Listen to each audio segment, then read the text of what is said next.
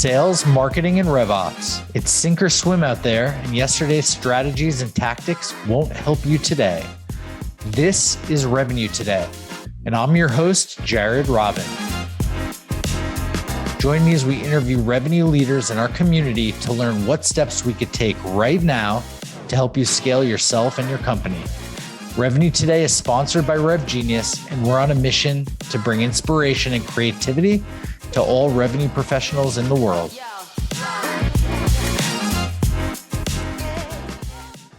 Want to shout out our sponsor, Demandbase. Demandbase is smarter GTM for B2B brands. They help marketing and sales teams spot the juiciest opportunities earlier and progress them faster by injecting account intelligence into every step of the buyer journey and orchestrating every action. For more information about Demandbase, visit demandbase.com. You have set goals for your business and say, look, this is a business community, and you have set goals. Then think about what desired behaviors you would need to have community members do in order to see changes in those KPIs. So you're going to reverse engineer it. So, okay, this is my KPI. This is what I'm looking at to deem for success. Great. What behaviors do I need to encourage in the community in order to see a change in that KPI? Great. Now that I know what that desired behavior is, how can I make that desired behavior as easy as possible? How can I remove friction so that not only do they know how to behave and behave in that way, but I make it as easy as possible? They can know exactly what to do, but it's just tedious. And that's going to cut people off just in that action. Make it as easy as possible, remove friction, and work that way back. That's going to give you that alignment, but at the end of the day, by doing reverse engineering, you're putting that community member at the heart of what you're doing. So you're not chasing KPIs, you're chasing improvement for the community member experience that's going to drive those behaviors you want so you can hit those KPI metric changes that you want. And when we're thinking about that, if you're unsure of what even to do, what goals should I even align with this, then I want you to look at the CMX SPACES Model. And what it does is it shows you the different parts of business value that community can actually provide. And so we're looking at support. Communities can answer questions and really kind of take a large lift off of your support team. They can help your product. They can tell you exactly what kind of product features they want. They can tell you what product features they need, if there's any bugs, if there's anything that needs to be different. Acquisition, they're going to be those ambassadors for you. They are going to champion you, and they're going to drive referral traffic for you. They are going to get you new business so that you can acquire that new revenue. They're going to contribute. They're going to give UGC. They're going to help you write blogs. They're going to help you create. They're going to have a space for others to learn from them. Engagement. If you're doing all those other parts right, you're going to see that engagement. They're going to have this give and take in the community. People are going to ask questions. People are going to share. People are going to elevate others. They're going to learn together. They're going to grow together. And when you do all of that, that community that you facilitated helps them succeed. And by extension, it helps you succeed because now you are a strong core piece of their success. And that's going to help drive even more behavior because now they're invested in you. Now they believe in what you're doing. Now they see the opportunities they have, and that's going to drive revenue for you. That's going to drive traffic for you. That's going to build you up and really kind of harness the power of this community. And so when we look at that, that's the ROI. When we're thinking about how do we quantify the value of this? How do we quantify what this means for people?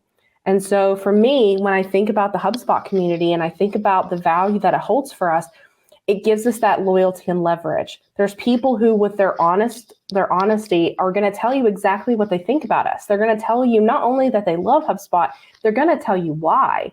They're going to share successes with you. They're going to talk about what's important. And that is going to create leverage so that other people then want to learn more. Well, if you did this and you were able to see this kind of positive change, maybe I can too.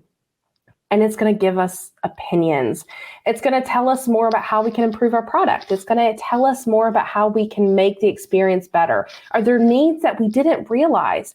And that's also going to help our organic reach. Anytime someone puts an idea on the ideas forum and they wanted something and the product team brings that to fruition and it's announced, those people are always sharing that and creating that organic reach for us, talking about how that was their idea and how it empowered them, made them feel like they got to have a role in the roadmap.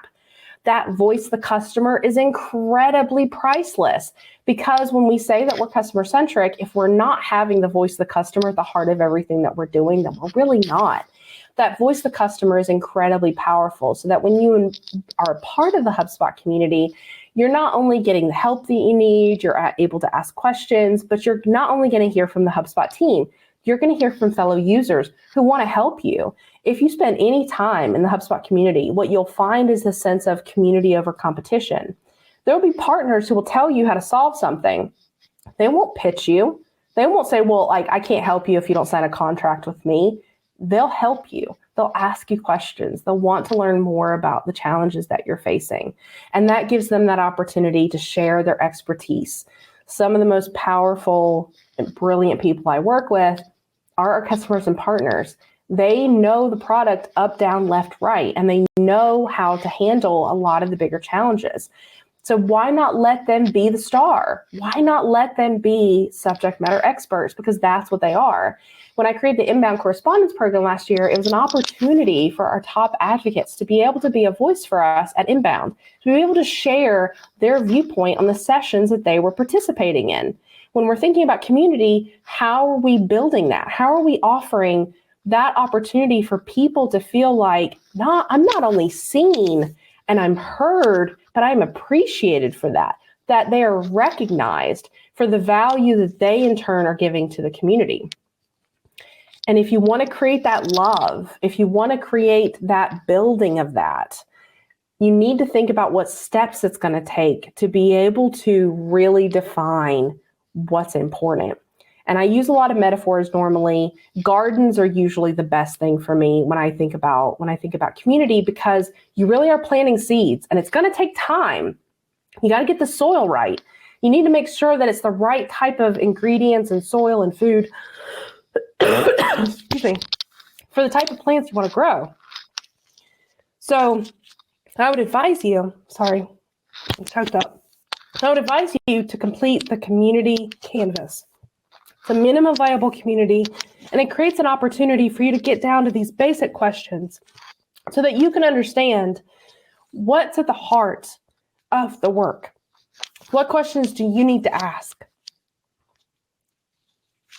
The community experience. What can they do there? How can they experience things? How can they feel empowered? How can they feel involved? And how can they innovate? This specific diagram is actually for public libraries for kids. And it showcases these individual centers where you have these desired behaviors for the kids who are participating in.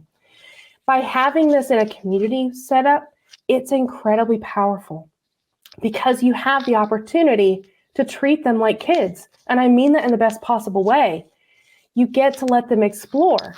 You get to let them innovate. You get to let them participate. You get to let them connect in this really intellectually curious space. So you don't have to just have community frameworks that are traditional to build your community. You can really focus on what community experience looks like in other ways and how people can work together.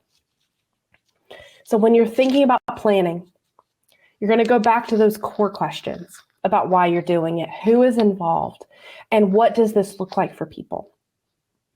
If they already have a current community, you need to audit that community. What value are they getting out of it? How do they self-identify? Why do they call themselves something? And why do they call themselves that?